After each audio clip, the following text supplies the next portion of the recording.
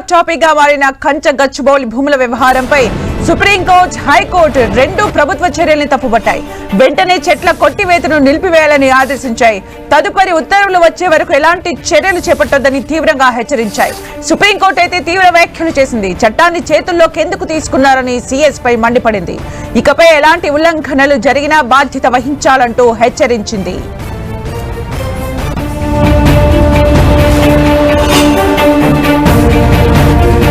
ఇక మరిన్ని అప్డేట్స్ మా ప్రతినిధి సునీల్ అందిస్తారు. సునీల్, రాష్ట్ర వ్యాప్తంగా తీవ్ర దుమారం రేపుతున్నటువంటి హైదరాబాద్ సెంట్రల్ యూనివర్సిటీ భూ వివాదంపై అటు దేశ సర్వోన్నత న్యాయస్థానంతో పాటు మరోవైపు తెలంగాణ హైకోర్టు కూడా సుదీర్ఘంగా విచారణ జరిపింది. ఈరోజు మనం చూసాం, దేశ సర్వోన్నత న్యాయస్థానం ఏకంగా రాష్ట్ర ప్రభుత్వ తీరును తీవ్రంగా మండిపడింది. మరోవైపు చీఫ్ సెక్రటరీ దీనికి సంబంధించిన వివరాలు పూర్తి వివరణ ఇవ్వాలంటూ కూడా అటు సుప్రీంకోర్టు ఆదేశాలు జారిస్తుంది. మరోవైపు రిజిస్టర్ని వెంటనే ఉటావుటిని అక్కడికి వెళ్ళి పూర్తిగా అధ్యయనం చేసి నివేదిక సమర్పించాలని ఈరోజు సుప్రీంకోర్టు ఆదేశాలు జారిస్తున్న నేపథ్యంలో సుప్రీంకోర్టు ఆదేశాలకు అనుగుణంగానే హైకోర్టు రిజిస్టర్ వెళ్ళి ఆడ మొత్తం కూడా అక్కడికి వెళ్ళి ఐసీయూలో జరుగుతున్నటువంటి పనులు కావచ్చు, వాటికి సంబంధించినటువంటి అన్ని నివేదికలు కూడా ఈరోజు సుప్రీంకోర్టుకు సమర్పించారు. మరోవైపు ఇదే అంశం అటు తెలంగాణ హైకోర్టులోనూ ప్రజా ప్రయోజనాల వాద్యం రెండు పిటిషన్లు దాఖలు కావడం జరిగింది. ఒకటి వటా ఫౌండేషన్ సంబంధించినటువంటి పిటిషన్, మరోవైపు హైదరాబాద్ సెంట్రల్ యూనివర్సిటీ సంబంధించిన విద్యార్థుల పిటిషన్. మొత్తం ఈ రెండు పిటిషన్లపై కూడా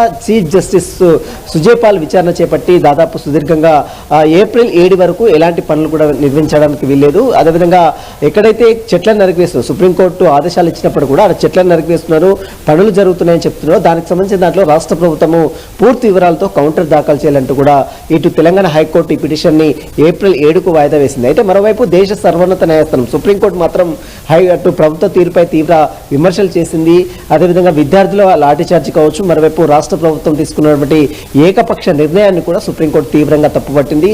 దీనికి సంబంధించిన దాంట్లో అటు రాష్ట్ర ప్రభుత్వం చీఫ్ సెక్రటరీ పూర్తిగా అఫిడవిట్ దాఖలు చేయాలంటూ కూడా సుప్రీంకోర్టు ఆదేశాలు జారీ చేస్తూ తదుపరి విచారణ ఏప్రిల్ 16కు వాయిదా వేసింది. మరోవైపు అప్పటి వరకు ఎలాంటి పనులు నిర్వహించడానికి వీలేదంటూ కూడా రాష్ట్ర ప్రభుత్వానికి సుప్రీంకోర్టు, మరోవైపు హైకోర్టు కూడా ఆదేశాలు జారీ చేసింది. మరోవైపు ఈ అంశానికి సంబంధించిన దాంట్లో ఇప్పటికే పెద్ద ఎత్తున అటు విద్యార్థి సంఘాలు ఆందోళన చేస్తున్న నేపథ్యంలో మరి కోర్టు న్యాయస్థానాలు దీనిపై ఎలాంటి వైఖరి ప్రకటిస్తుందని మాత్రం చాలా ఆసక్తితో నెలకొని చెప్పొచ్చు. ప్రస్తుతం అయితే హైకోర్టులో 7వ తారీఖు, మరోవైపు సుప్రీంకోర్టులో 16వ తారీఖు కాబట్టి అప్పటి వరకు పనులు అయితే జరగడానికి వీల్లేదని చెప్పింది. కాబట్టి మరి చూడాలి కోర్టు ఎలాంటి నిర్ణయం ప్రకటిస్తున్న మాత్రం సర్వత్రా ఆసక్తితో నెలకొని చెప్పవచ్చు. Sumitra, thank you Sunil for the updates.